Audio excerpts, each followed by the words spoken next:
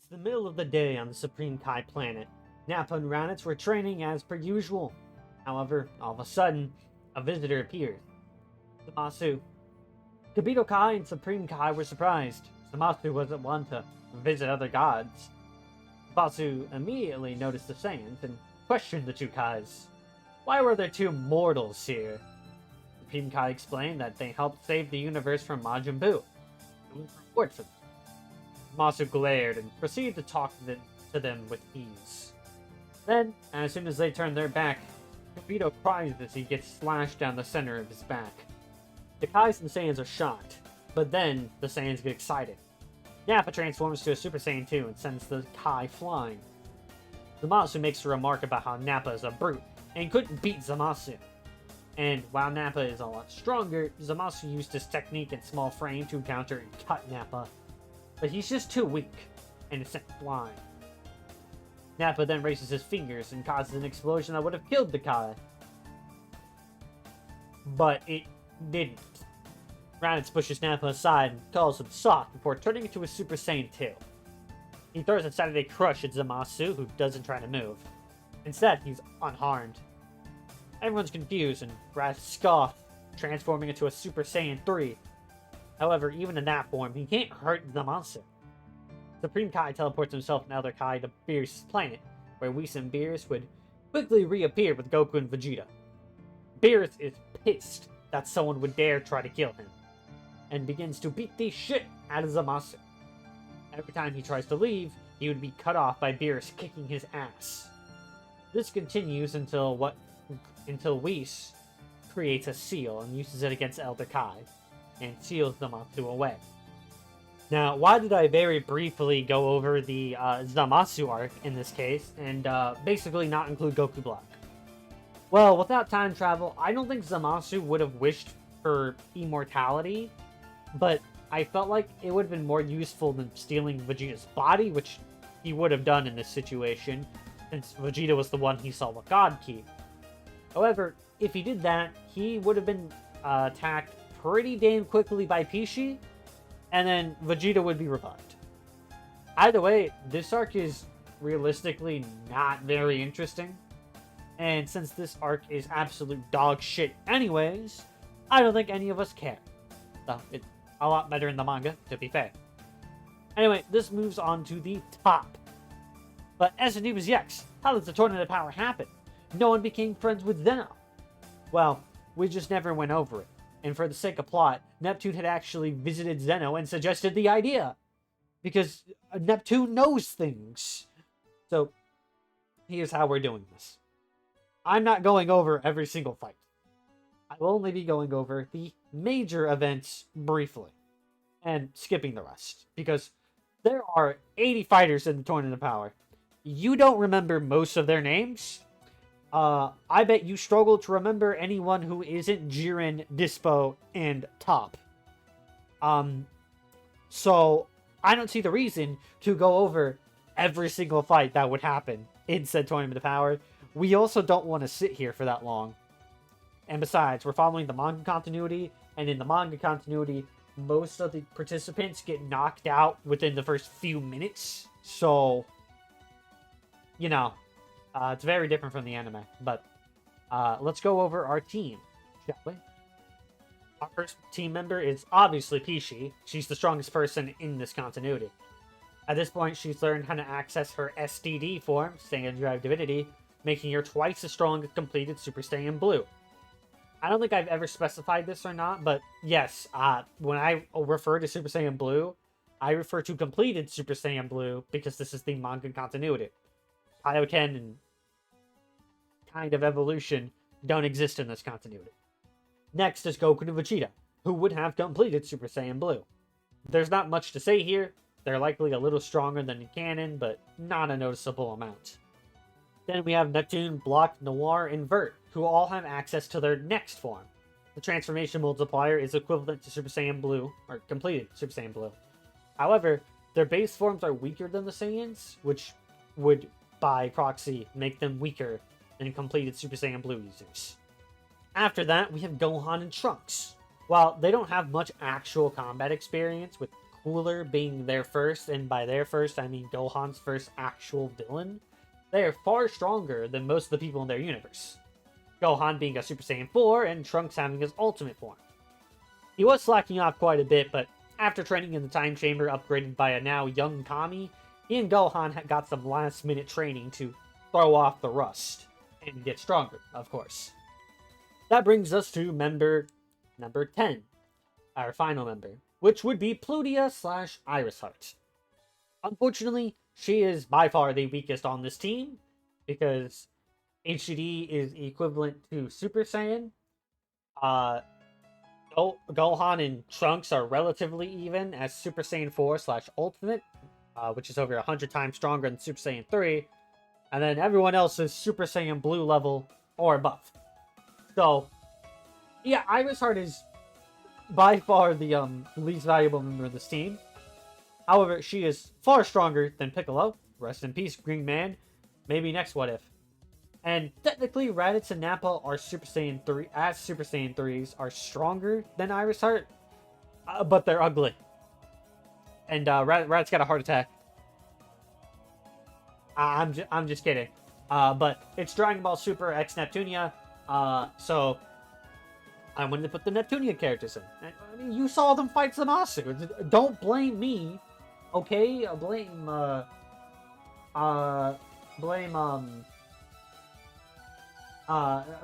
you know what? Blame the Discord server. Yeah. Blame the Discord server, which is in the comment section down below. You should, or description. So you should totally go into the description, join the server, and go tell off the server for not introducing Raditz and Nappa, your favorite characters, in the Tournament of Power. You should definitely do that. Anyway, enough of my rambles. Let's keep going. Starting off, the CPU would go off into one group, Trunks and Gohan into a group, Pishi and Plutia into a group, and then Goku and Vegeta are like, nah, I'm gonna do my own thing. So, let's go over the most important matchups for every group.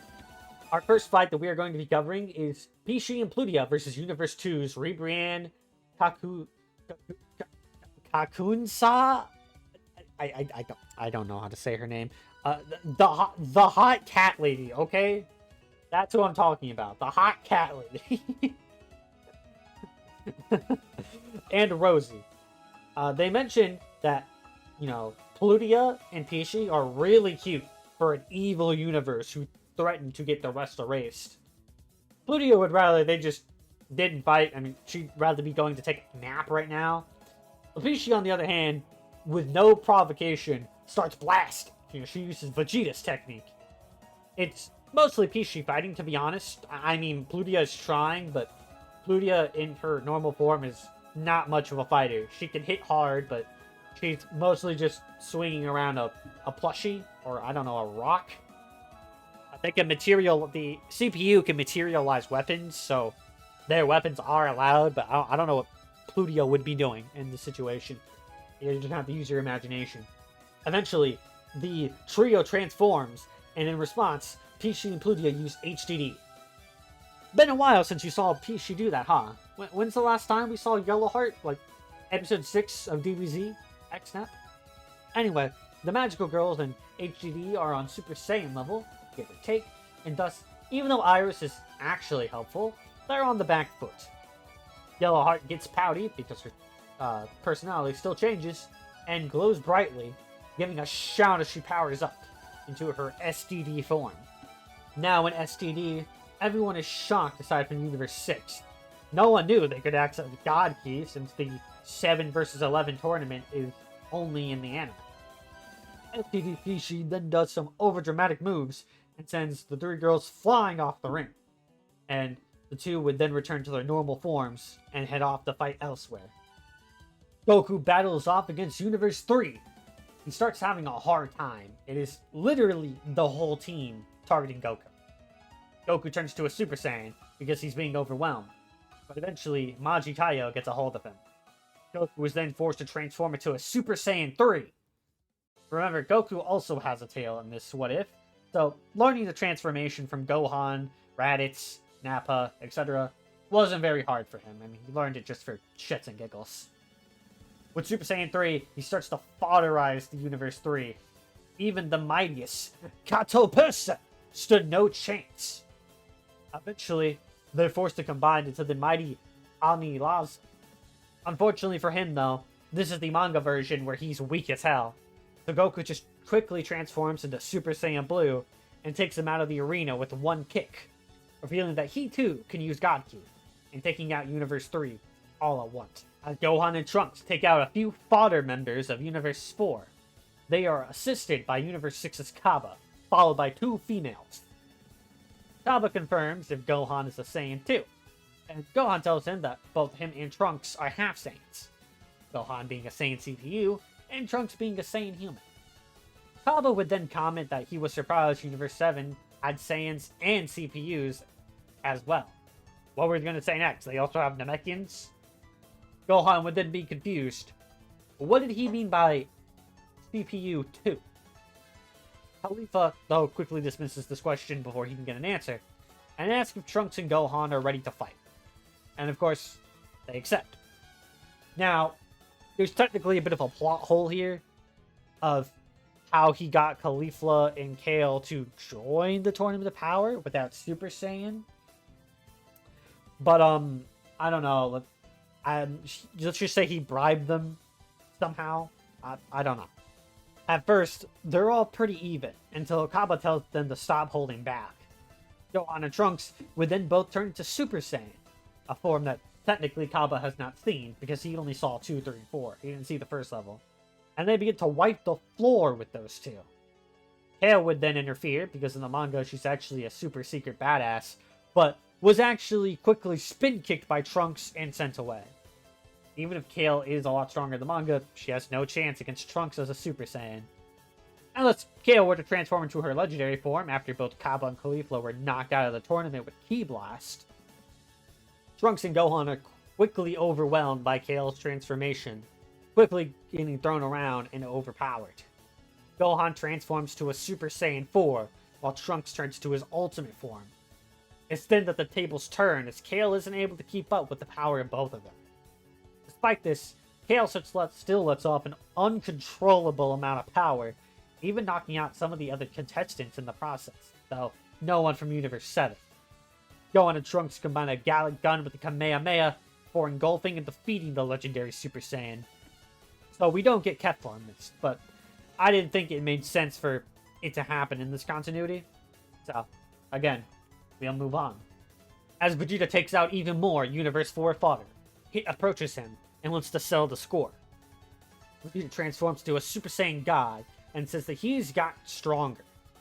As the two begin the fight, though, Hit stops time, hitting Vegeta multiple times. Oh god, we're going to be saying time and hit a lot again, aren't we? Vegeta falls to a knee, and Hit explains that not only has he been getting stronger, he's learned how to fight better and improve his time skip to 1 second. Meaning that even though Vegeta is still stronger by a bit, he is unable to defeat Hit now. Vegeta would then laugh and explain that he never went all out in the last tournament, and transforms into his completed Super Saiyan Blue, revealing that there are 3 members in Tournament of Power of Universe 7 who can use God Ki. And that's where we're calling it here. I reopened my Patreon during the middle of this, which will give you content up to a month early right now. Maybe 2 months if I make a Super Member 2 tier, but no exclusive content. And in the next part, we will be covering the Tournament of Power further. So, until then, see you later, and have a good day.